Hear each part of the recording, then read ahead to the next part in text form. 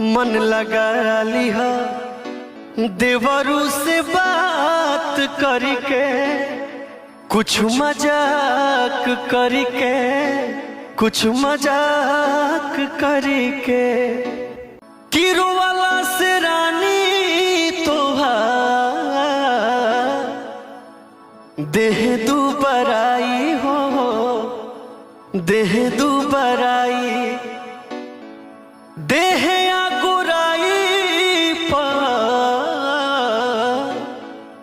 असर परी जाई हो, असर परी जाई।